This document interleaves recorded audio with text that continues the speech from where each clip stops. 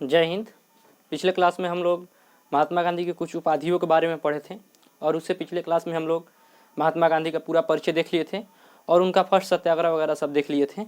अभी इस क्लास में हम लोग आगे बढ़ते हैं। देखिए, आपको पहले क्लास में ही हम बताए थे कि महात्मा गांधी अपने गुरु से क्या किए, आज्ञा लिए कि महाराज हमको क्या कीजिए, आप आज्ञा दीजिए ताकि हम क्या करें, भारत जा सकें। तो महात्मा गांधी को गोपाल कृष्ण गोखले ने क्या कहा कि देखो शिष्य, तुमको जाना है भारत में, लेकिन क्या करना है, वहाँ पे 1 साल तक, पूरे 1 साल तक तुमको क्या करना है, विद्यार्थी जीवन व्यतीत करना है। और तुमको ये देखना है कि भारत में अभी चल क्या रहा है। ऐसा नहीं कि जाते जाते एकदम हमला मचा दे, अंग्रेजों भारत छोड़ो तुमको छोड़ेंगे नहीं, मार काट शुरू कर दें। तो ऐसे क्या होगा, तुम्हारा आंदोलन जो है वो दब जाएगा और तुम अभी जानते भी नहीं हो कि वहाँ का परिस्थिति क्या है, वहाँ पे लोग क्या करते हैं क्या नहीं करते हैं। तो तुम वहाँ पे जाकर पहले 1 साल विद्यार्थी जीवन बिताना, उसके बाद से तुम वहाँ का परिस्थिति का भांप करना, वहाँ के परिस्थिति को भांपना कि यहाँ पे एक्चुअली में हो क्या रहा है, और उसके बाद से तुम अपना अगला कदम बढ़ाना। तो महात्मा गांधी ने ठीक ऐसा ही किया। उन्होंने क्या किया कि 9 जनवरी 1915 को अपने गोपाल कृष्ण गोखले, जो उनके राजनीतिक गुरु से, उनसे विदा लेकर भारत की तरफ आए। और भारत में कब पहुंचे? 9 जनवरी 1915 को महात्मा गांधी कहाँ आए? इंडिया में आए। और इसी मतलब इंडिया आने की वजह से ही हम लोग क्या करते हैं, प्रत्येक साल इंडिया में प्रत्येक साल भारतीय प्रवासी दिवस हम लोग 9 जनवरी को मनाते हैं। क्यों मनाते हैं? क्योंकि इसी दिन मतलब 9 जनवरी के दिन ही क्या हुआ था, महात्मा गांधी भारत में आए थे। समझ में आ रहा है? भारतीय प्रवासी दिवस क्यों मनाया जाता है? क्योंकि जो भारतीय लोग हैं जो विदेश में जाकर मतलब बस गए हैं, या फिर भारतीय लोग हैं जो विदेश में जाकर बस गए हैं, वहाँ पे अच्छा खासा पैसा कमा रहे हैं। तो देखिए, पढ़ाई लिखाई तो हमारे यहाँ से कीजिए, इंडिया से कीजिए, और जाकर बस गए कहाँ पर? विदेश में। तो वहाँ पे देखिए, वो जहाँ पे बसे होंगे अच्छा खासा पैसा कमा रहे होंगे, वहाँ से जो भी मतलब खान पान, नौकरी, सैलरी, जितना भी उनका खर्चा वगैरह होगा वो उस देश में कर रहे होंगे, तो वहाँ का इकोनॉमी को फायदा हो रहा होगा। हम लोग का तो इकोनॉमी डाउन होते जा रहा है। इकोनॉमिक्स का क्लास भी शुरू होगा बहुत जल्दी, तो उसमें आपको बताएंगे कि रोजगार कैसे मिलेगा, क्या होता है, इस सब के बारे में। तो वहाँ के देखिए, तो इसलिए क्या किया जाता है, जो यहाँ से पढ़ लिख कर गए हैं, तो कहा गया है पढ़ेगा लिखेगा इंडिया तभी तो आगे बढ़ेगा अमेरिका। आप लोग को इस बात पे थोड़ा सा हंसी आएगा, लेकिन सत्य यही है। आप देखिए, जो नासा है उसमें 35% हम लोग का भारतीय वैज्ञानिक है। क्यों चला गया वहाँ पे? क्योंकि यहाँ पे जो है उसको सैलरी अच्छा नहीं मिल रहा था। तो वो अलग बात है, वो अलग का मुद्दा है। तो कहा गया है पढ़ेगा लिखेगा इंडिया तभी भारत बने, पढ़ेगा लिखेगा इंडिया तभी आगे बढ़ेगा अमेरिका। तो इसमें क्या होता है कि जो भारत के लोग पढ़ाई लिखाई यहाँ से करते हैं, लेकिन जाकर विदेश में बस जाते हैं, और विदेश में वहाँ से फायदा विदेशों को होने लगता है। तो इसलिए हम लोग क्या करते हैं, प्रत्येक 9 जनवरी को, क्योंकि इस दिन महात्मा गांधी भारत आए थे, तो हम लोग भारतीय प्रवासी दिवस मनाते हैं, ताकि जो भारतीय लोग बाहर में जाकर बस चुके हैं वो इस दिन तो कम से कम क्या हो, भारत में घूमने के लिए आए। और जब भारत में वो घूमने के लिए आएंगे तो भारत को इससे क्या फायदा होगा? देखिए, सबसे पहले वो एयरपोर्ट पे उतरेंगे, तो वहाँ से तो वो पैदल जाएंगे नहीं, जाएंगे तो किसी कार वगैरह बैठेंगे, तो उस ड्राइवर को रोजगार मिला, उस ड्राइवर को पैसा देंगे, आएंगे कोई होटल लेंगे, होटल वाले को रोजगार मिल गया, इससे हम लोग का इकोनॉमी बढ़ेगा। देखिए, मेन कॉन्सेप्ट यही है कि भारत का इकोनॉमी बढ़ेगा, इससे होटल वाले का रोजगार बढ़ेगा। होटल में वो भूखे तो रहेंगे नहीं, खाना खाएंगे, तो जो होटल में खाना बना रहा है उसका भोजन वाले का भी रोजगार मिल गया। तो ऐसे क्या होगा, भारत का इकोनॉमी बूस्ट होगा। इसलिए हम लोग प्रत्येक 9 जनवरी को क्या करते हैं, भारतीय प्रवासी दिवस मनाते हैं, क्योंकि इस दिन महात्मा गांधी क्या किए थे, भारत वापसी किए थे। कहाँ से आए थे? दक्षिण अफ्रीका से आए थे। अब देखिए, महात्मा गांधी का कॉन्सेप्ट देखिए, महात्मा गांधी क्या सोचे कि उन गोपाल कृष्ण गोखले ने कहा था कि अभी तुम 1 साल तक परिस्थिति को भांपना कि क्या हो रहा है क्या नहीं हो रहा है, उसके बाद से ही आगे का कदम बढ़ाना। तो महात्मा गांधी 9 जनवरी 1915 को इंडिया में आए और 1 साल तक पूरा स्टूडेंट जीवन बिताया। उसके बाद से 1916 में इन्होंने क्या किया था कि साबरमती आश्रम की स्थापना की। और ये किस नदी के किनारे है? तो ये एक छोटा सा बच्चा भी बता देगा कि साबरमती आश्रम जो है वो साबरमती नदी के किनारे है। इसमें कोई रॉकेट साइंस नहीं है, समझ में आया? तो साबरमती नदी के किनारे क्या है? साबरमती आश्रम है। इसमें देखिए, इनकी जो मदद किए थे, मतलब पैसा किसने दिया था साबरमती आश्रम बनाने के लिए? क्योंकि महात्मा गांधी तो इंडिया आए ही थे। तो इसमें अम्बालाल साराभाई जो थे, उन्होंने क्या किया था कि पैसा दिया था महात्मा गांधी को क्या करने के लिए, उनका जो आश्रम है साबरमती आश्रम, उसको बनाने के लिए। अब देखिए महात्मा गांधी पूरे जो आश्रम बना, बहुत बड़ा आश्रम है साबरमती आश्रम, आप गूगल पे मांग कर थोड़ा देखिएगा, साबरमती आश्रम का चित्र आपको दिखाई देगा। तो उसमें साबरमती आश्रम बहुत बड़ा है, तो वहाँ सब जगह तो गांधी जी बैठेंगे नहीं, तो गांधी जी का बैठने का एक फिक्स जगह था जहाँ पे गांधी जी बैठा करते थे, उसे हम लोग हृदय कुंज कहते हैं। क्या कहते हैं?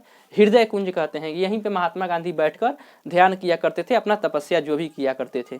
तो ये जहाँ पे महात्मा गांधी बैठते थे उसको हम लोग क्या कहते हैं? हृदय कुंज कहते हैं। कहाँ पे? साबरमती आश्रम में।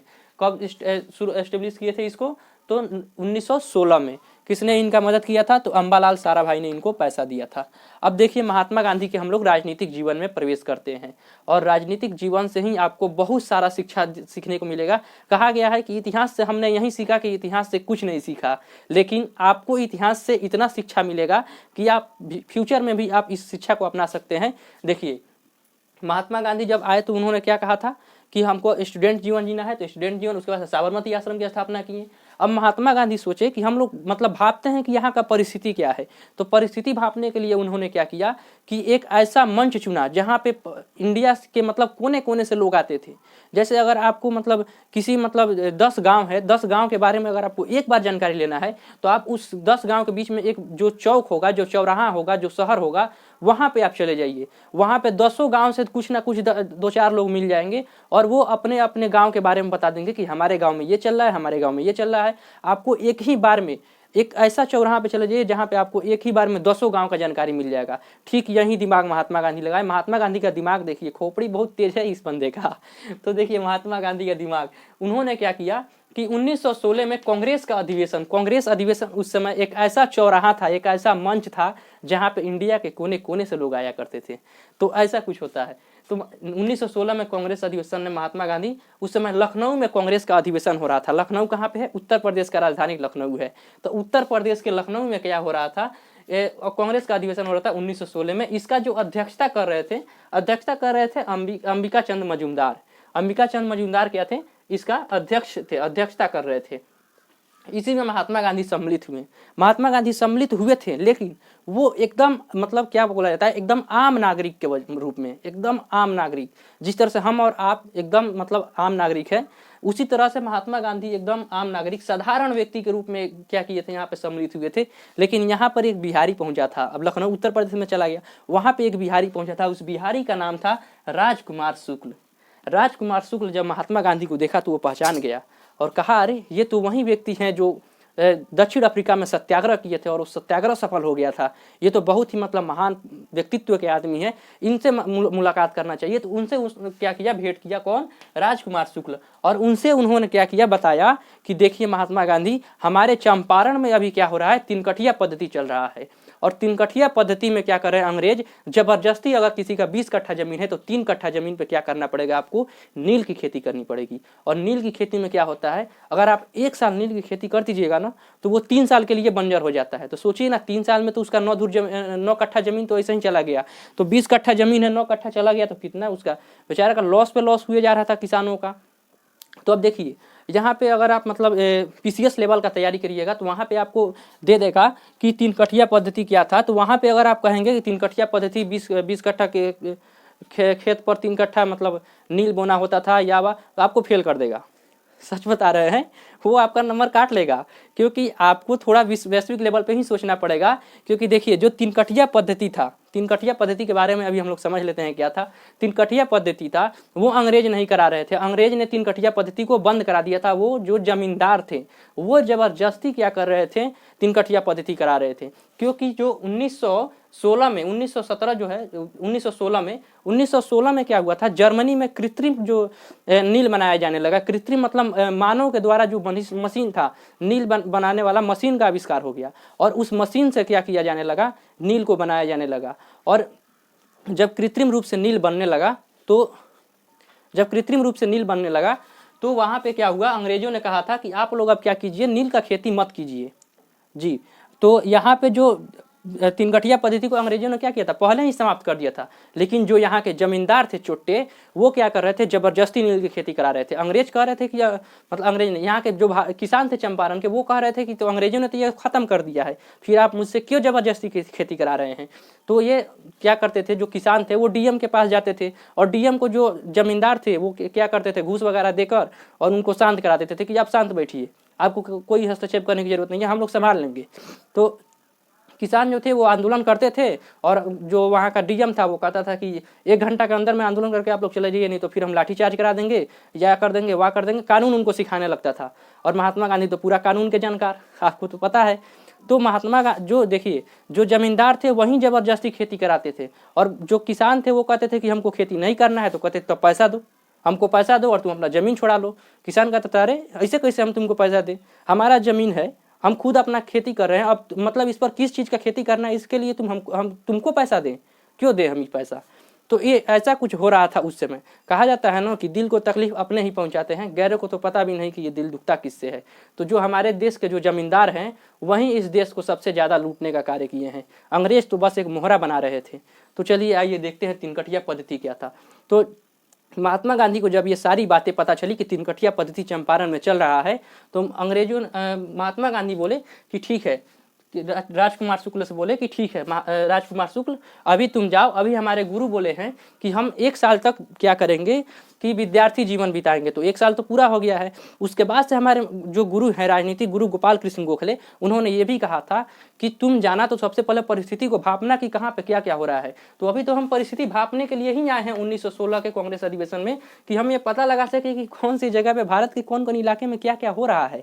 तो तुम जाओ, तो हम वादा करते हैं कि नेक्स्ट ईयर मतलब 1917 में आएंगे और वहाँ पे आपका जो तिनकटिया पद्धति की समस्या है उसे हम सॉल्व करेंगे। तो महात्मा गांधी यहाँ पे वादा करते हैं, किससे वादा करते हैं, राजकुमार शुक्ला से, कि आप जाओ हम आएंगे। और जस्ट 1916 के 1 साल बाद 1917 में महात्मा गांधी कहाँ पे आते हैं, महात्मा गांधी आते हैं चंपारण में, और यहीं से उनका प्रथम आंदोलन चंपारण सत्याग्रह शुरू करते हैं। और चंपारण आते हैं तो चंपारण सत्याग्रह में कौन कौन भाग लेते हैं, तो महात्मा गांधी के देखिए, महात्मा गांधी के साथ महात्मा गांधी और एक राजेंद्र प्रसाद जी थे, जो हमारे प्रथम राष्ट्रपति थे, राजेंद्र प्रसाद थे, और एक अनुग्रह नारायण सिंह जी थे। उन्होंने क्या किया था, चंपारण सत्याग्रह में महात्मा गांधी का साथ दिया था। अनुग्रह नारायण को आप जानते होंगे, पटना में एक कॉलेज है AN कॉलेज, तो वो जो मगध यूनिवर्सिटी के अभी तो मतलब वो पटना यूनिवर्सिटी के अंतर्गत आ गया है। तो अनुग्रह नारायण, वहीं अनुग्रह नारायण जी हैं जिनके नाम पे वो कॉलेज है, अनुग्रह नारायण कॉलेज, जिसमें अभी वो पाटलिपुत्रा यूनिवर्सिटी के अंतर्गत में है। समझ में आया। तो वहीं अनुग्रह नारायण जी है, AN कॉलेज जो है। और यहाँ पे राजेंद्र प्रसाद और महात्मा गांधी, इन तीनों लोगों ने मिलकर क्या किया था, चंपारण सत्याग्रह किया। फिर अब तो डीएम फिर आएगा ही आएगा, क्योंकि जो यहाँ का जो लोग थे वो भी तो ऐसा ही प्रोटेस्ट कर रहे थे, लेकिन जो डीएम था वो भगा दे रहा था। अब महात्मा गांधी के नेतृत्व में ये आंदोलन शुरू हुआ, चंपारण सत्याग्रह आंदोलन। महात्मा गांधी गए, धरना प्रदर्शन किए, डीएम आ रहा है, कह रहा है 1 घंटा के अंदर में यहाँ से चले जाओ, नहीं तो लगा नियम कानून सिखा। उसको पता ही नहीं था, महात्मा गांधी जो है वो खुद एक वकील हैं, उनको उनसे कोई लॉ और कोई भी मतलब कानून उनसे छुपा हुआ नहीं है। अब महात्मा गांधी जब डीएम का बात सुने तो लगे हंसने तो डीएम चौंक गया, ये कौन आदमी है भाई, ये हंस क्यों रहा है इतना। तो डीएम से पूछे, मतलब डीएम आकर पूछ रहा है महात्मा गांधी से, सभी लोग डरे हुए हैं, आप हंस क्यों रहे हैं हम पर इतना। तो बोले देखो बेटा, तुमको बता दे रहे हैं, एक मगरमच्छ को अगर तुम धमकी दोगे कि तुमको उठाकर हम पानी में फेंक देंगे, तो क्या वो मगरमच्छ डर जाएगा? वो तो और खुशी होगा, अरे हमारे जल स्थल में फेंक रहा है, हम तो वहीं पर रहते ही हैं, जमीन पे भी रहते हैं, पानी में भी रहते हैं, कोई बात नहीं है, फेंको फेंको। बस यहीं डीएम को वहाँ पे समझाएं कि देखो बेटा, जो तुम कानून सिखा रहे हो ना, वो कानून हम लंदन से पढ़ कर आए हुए हैं, और आपको तो पता ही है जो भीमराव अम्बेडकर जी, उन्होंने ही कहा था, शिक्षा वह शेरनी का दूध है, जो पिएगा वो दहाड़ेगा। तो ये देखिए, शिक्षा अगर आपको देश के विकास करना है ना, तो शिक्षा। देखिए एक और बात आपसे हम बताना चाहेंगे कि अगर आपको जैसे 1 दिन के बारे में सोचना है ना, अगर 1 दिन में, तो आप क्या कीजिए, मजदूरी कीजिए, 1 दिन मजदूरी कीजिएगा, शाम को आपको आपका मजदूरी मिल जाएगा। 1 दिन के फल के बारे में सोचना है। तो अगर 1 महीने के फल के बारे में सोचना है, तो आप कहीं पर नौकरी ज्वाइन कीजिए, हर महीना आपका सैलरी आएगा, आपका फल हर महीने मिलता जाएगा। अगर आपको 1 साल के फल के बारे में सोचना है ना, तो आप एक बिजनेस कर लीजिए और बिजनेस में हर साल अपना प्रॉफिट लॉस देखते रहिए, कितना प्रॉफिट कितना लॉस 1 साल। लेकिन अगर आपको अगले 100 साल तक सोचना है, 100 साल के बारे में सोचना है कि 100 साल में हमारा फ्यूचर सही हो, तो आप शिक्षा को बढ़ावा दीजिए, क्योंकि शिक्षा वह शेरनी का दूध है जो पिएगा दहाड़ेगा। तो आप अगले 100 साल के बारे में अगर सोचना चाहते हैं तो शिक्षा का वृक्ष लगाइए और वो वृक्ष आपको भरपूर लाभ देगा। समझ में आया?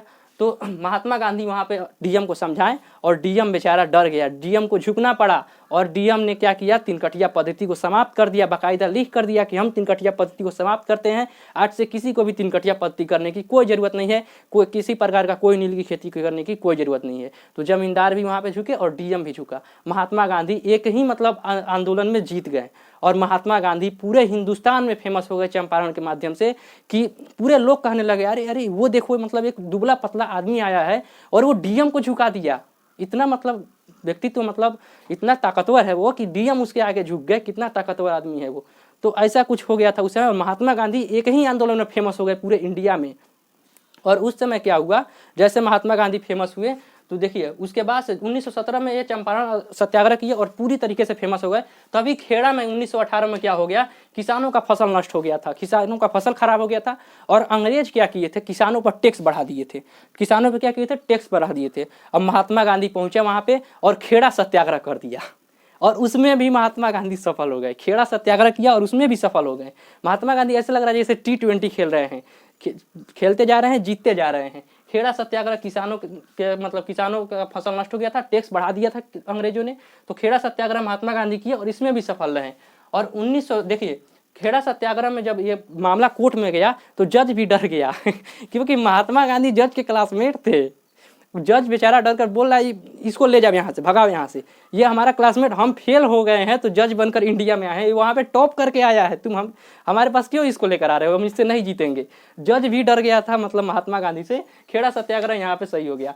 उसके बाद से अहमदाबाद मिल मजदूर में क्या हुआ था, जो वहाँ के अहमदाबाद मिल में जो वर्कर थे, जो कार्य कर रहे थे, वो लोग क्या किए थे, सैलरी उनको मिल नहीं रहा था और बोनस भी उनका काट लिया जा रहा था 15%। वो कह रहे थे 30% बोनस मिलना चाहिए, अंग्रेज कह रहे थे नहीं हम 30% देंगे ही नहीं। तो महात्मा गांधी यहाँ पर भी पहुँच गए अपने एथिकल होकर। लेकिन यहाँ पे जब जज के पास मामला गया तो जज साइड हो गया। महात्मा गांधी को समझा दिएगा, देखिए महात्मा गांधी ये हमारे पहुँच से बाहर की बात है, ये कंपनी लॉ है, यहाँ पे आपको कंपनी एक्ट के तहत में जाना, ये कंपनी का अधिकार है, आप कंपनी से जाकर मांगिए, कंपनी अपना अधिकार बखूबी जानती है, इसमें हम कुछ नहीं कर सकते हैं। तो महात्मा गांधी ने पहली बार यहाँ पे क्या किया था, भूख हड़ताल का प्रयोग किया था। क्या किया था, भूख हड़ताल का प्रयोग किया था। अहमदाबाद मिल मजदूर में ही 1918 में महात्मा गांधी ने क्या किया, भूख हड़ताल का प्रयोग किया। और जैसे ही भूख हड़ताल का प्रयोग किया, ये जो सत्याग्रह है अहमदाबाद मिल मजदूर, ये भी क्या हुआ, सफल हो गया। वहाँ पे जो मिल मजदूर में जो लोग रहते थे ना, वो महात्मा गांधी जब एक दिन जब बीत गया, महात्मा गांधी को थोड़ा चक्कर वक्कर आने लगा, तो वो लोग क्या किए, पूरा लाठी डंडा उठाए और मिल के पास जाकर लाठी पीट रहे थे। अगर कुछ हो गया तो समझ जाओ क्या होने वाला है। बेचारा मिल वाले सब डर गए और बोले ठीक है भाई, आपका हम बात मानते हैं, आप जाइए खाना वाना खाइए, अगर आपको कुछ हो गया तो ये लोग हमको छोड़ेंगे नहीं। तो ये भूख हड़ताल हुआ और भूख हड़ताल में महात्मा गांधी और उनका जो बोनस था वो 30% हो गया, उनका सैलरी भी टाइमली मिलने लगा और बोनस भी टाइमली मिलने लगा। दोनों टाइम से नहीं मिल रहा था तो अब दोनों टाइमली मिलने लगा। अब देखिए महात्मा गांधी कितने चलाक मतलब व्यक्ति है ये। अब सोच सकते हैं एक बंदा का जो खोपड़ी है, जो ब्रेन है ना, उसके बारे में आप सोचिए। जो महात्मा गांधी है, अब देखिए महात्मा गांधी के साथ कौन कौन लोग आ गए। देखिए महात्मा गांधी क्या किए थे, भूख हड़ताल किए थे और इसमें सफल है। महात्मा गांधी के साथ किसान आ गए, किसान आंदोलन किए थे चंपारण सत्याग्रह में, तो किसान आ गए। उसके बाद से मजदूर आ गए, क्योंकि अहमदाबाद मिल मजदूर में महात्मा गांधी ने क्या किया था, मिल मजदूर को भी क्या किया था, सफलता दिलाई थी। तो मजदूर भी इनके साथ है। विद्यार्थी भी महात्मा गांधी के साथ आ गए, क्योंकि विद्यार्थी उसी के साथ चलता है, वो अनपढ़ तो होता नहीं है, पढ़ा लिखा होता है, तो विद्यार्थी उसी के साथ चलता है जो सही करता है। तो महात्मा गांधी के साथ विद्यार्थी भी आ गए, महिला भी आ गई, क्योंकि महिला को महात्मा गांधी ने कैसे पक्ष में लिया। महात्मा गांधी शराब के सख्त विरोधी थे। देखिए जो बिहार सरकार है, हम कहते हैं क्या हिस्ट्री से आपने यही सीखा कि आपने हिस्ट्री से कुछ नहीं सीखा। आप बिहार गवर्नमेंट के बारे में देखिए, बिहार गवर्नमेंट बहुत अच्छे से जानती थी कि अगर महिला वोट हमको प्राप्त करना है तो शराब पे सबसे पहले बैन लगाओ। क्योंकि यहाँ पे देखिए महात्मा गांधी ने भी महिलाओं को कैसे मतलब अपने तरफ किया था, जो महिला थी उसको कैसे अपने तरफ किए थे, क्योंकि ये शराब के सख्त विरोधी थे। और जो आदमी शराब का सख्त विरोधी रहता है वो उसके मतलब पक्ष में महिलाएं चली जाती हैं। तो अभी भी देखिए महिलाओं का अधिकतर वोट इसीलिए नीतीश कुमार के वोट बैंक में चला जाता है, क्योंकि वो क्या किए थे, शराब को बंद कराए थे। वो हिस्ट्री बहुत अच्छे से पढ़े हुए हैं समझ में आया। वैसे उनका सचिवालय ऐसा कुछ क्या किया होगा। देखिए जितने भी मंत्री या फिर पीएमओ वगैरह होते हैं, पीएम खुद डिसीजन नहीं लेते, उनके पीछे एक से एक ट्रेंड आईएएस ऑफिसर होते हैं जो उनको मतलब बोलते हैं कि आपको क्या निर्णय लेना चाहिए, क्या नहीं लेना चाहिए, उसके अनुसार ही वो निर्णय लेते हैं। उनका जो एक सचिव होता है, मुख्य सलाहकार, वो उनको सलाह देता रहता है। ममता बनर्जी को आपको बंगाल में पता होगा कि उनके जो मुख्य सलाहकार थे वो इस्तीफा दे दिए थे, इसलिए कि ममता बनर्जी बोली कि आप दिल्ली मत जाइए, आप इस्तीफा देकर आइए और मेरी मदद कीजिए ताकि हम चुनाव जीत सके। तो ऐसा कुछ होता है, हर एक मुख्यमंत्री और हर एक प्रधानमंत्री के पीछे एक ट्रेंड आईएएस ऑफिसर का हाथ होता है जो उनको सलाह देता है और उनको मतलब उनका बात मतलब उनसे ही वो सलाह लेते हैं। तो महात्मा गांधी भी क्या किए थे, महिलाओं को अपने तरफ करने के लिए क्या किए थे, शराब के सख्त विरोधी थे महात्मा गांधी, तो महिलाओं को भी अपने साथ ले लिए थे। तो अब देखिए ना, महात्मा गांधी के साथ कौन सा वर्ग नहीं आ गया है। किसान आ ही गए हैं, मजदूर आइए गए, विद्यार्थी आइए गए, महिला आइए गई, नहीं आए हैं तो सिर्फ नहीं आए मुसलमान नहीं आए हैं। अब देखिए मुसलमान को महात्मा गांधी अपने तरफ करने के लिए क्या क्या किए, इसको हम लोग अब नेक्स्ट वीडियो में समझेंगे और नेक्स्ट क्लास में समझेंगे। तो चलिए मिलते हैं नेक्स्ट वीडियो में। अगर आपको ये सेशन पसंद आ रहा है तो लाइक और शेयर आपके हाथ में है, करते रहिएगा। चलिए मिलते हैं नेक्स्ट वीडियो में, तब तक के लिए जय हिंद, जय भारत।